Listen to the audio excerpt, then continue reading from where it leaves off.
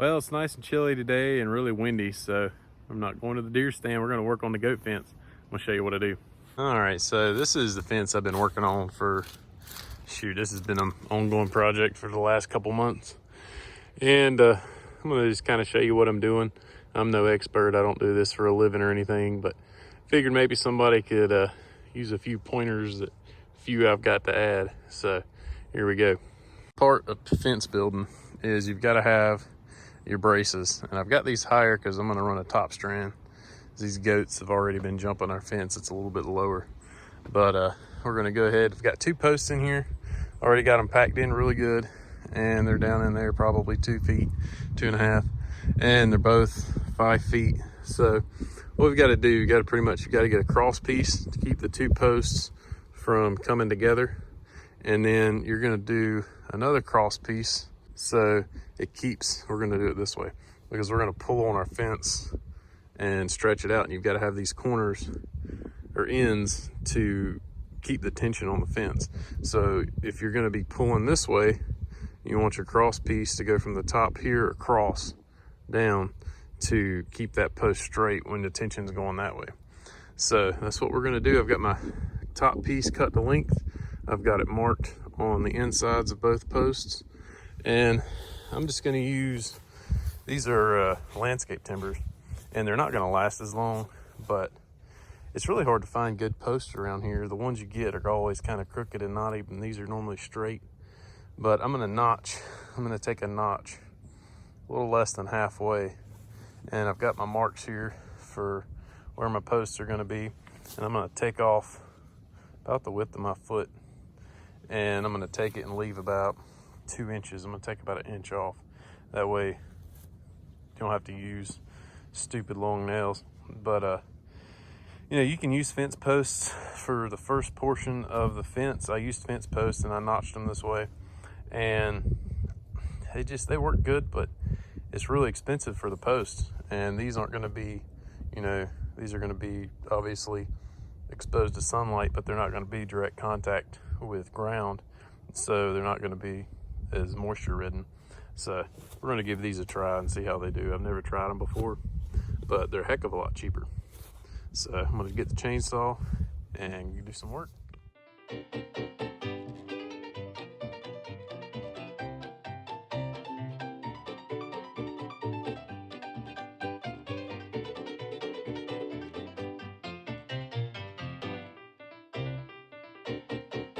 All right, so this one's ready to go, and that's all I'm doing. I'm notching it out, and just this is what you do with a round post mostly. You wouldn't have to do this because you've got 2 flat sides, but the fence posts are about the width of this. I'm using the 5/6 posts, and this just kind of gives you more surface area. You don't have to have quite as long of nails right there. And somehow I got a little bit off, but that's okay. And this is pretty much a brace, so that's all you need. It's going to get it centered up. Go ahead and nail it in.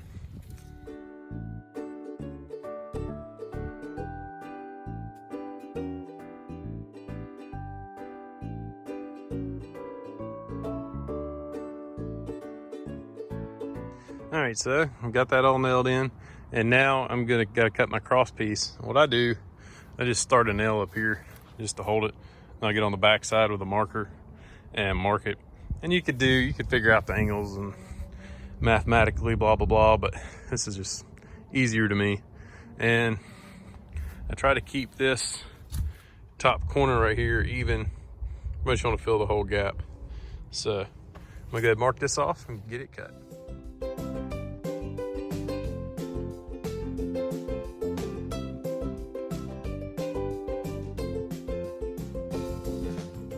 All right, so we got it cut and got it in here. Now all we got to do is nail it in.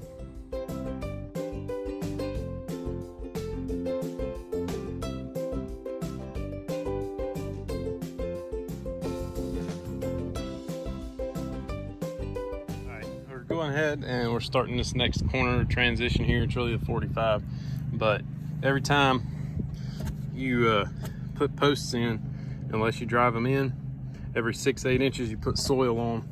You got to pack it down.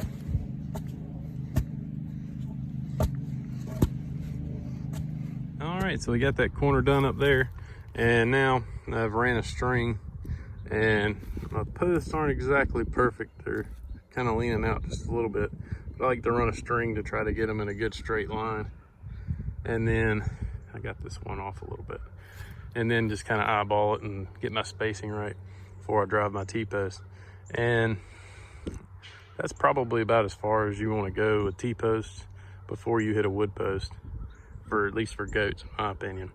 You might even want to put a wood post halfway in between, because if you're running bigger goats, they may push the T-post over. But I'm going to give this a try with these T-posts and see how it does. For cattle and stuff, I would definitely put a post halfway in between. But for goats, I think it'll probably be all right. So now I'm going to get my post driver and go to town. Post driver I made, they're about 40 bucks. You can get them from Tractor Supply, which isn't bad. But I had this piece of 2-inch pipe and just welded a cap on it. And now all we got to do is drive them in.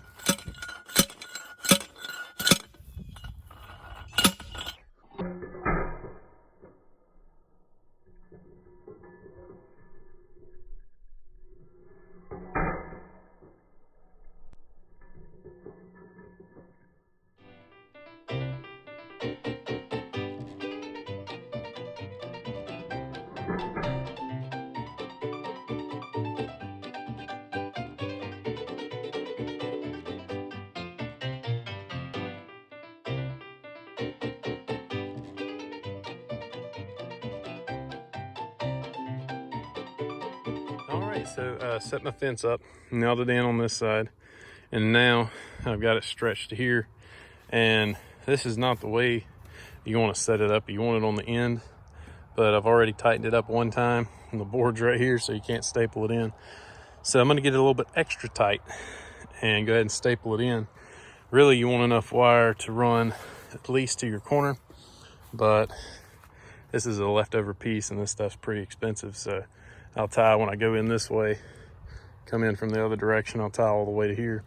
So I'm gonna make this work, because stuff's about $300, about $1 a foot really. So it's pretty expensive, and you wanna make the most of it. So I'm gonna have this will fold it up a little bit here where the strap's catching it. So I'm gonna make sure I get it a little extra tight, so that way as it relaxes back, it'll straighten everything out. But got my posts up, and you want to just kind of feel, you can tell when it's good and tight. And right now I've got it just about there. I'm going to get a couple more clicks on the come along and go ahead and staple it in, and then I'll come back and tie these into the T-posts, and I'm going to lift it up just a little bit off the ground. You don't want that bottom strand all the way touching the ground, or it'll just rust right through.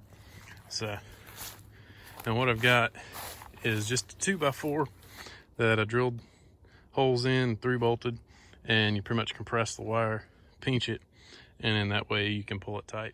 I'm using the truck as a pinch point pretty much, or a snatch point, but I don't really want to use the truck to stretch it, because you can't really control how tight you get it, and I don't want it super tight. You can also double the cable on the come along, which will make it even tighter, but you know, I want it kind of controllable so I don't pull my corners over.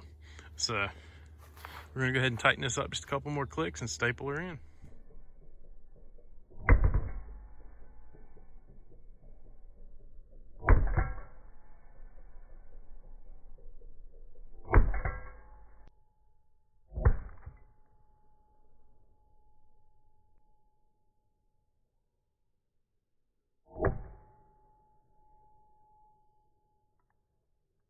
All right, well, we got it all stapled in, and it did loosen up just a little touch more than I like, but it's still pretty dang tight.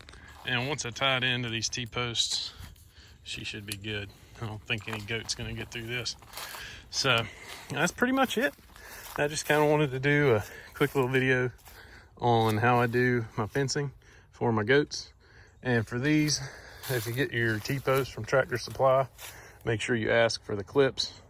Little clips that tie it in, and that doesn't take, I normally do 3 or 4 a piece, and it doesn't take no time at all. Well, I hope you liked the little video, and please make sure you subscribe and hit the like button, and we'll see you next time.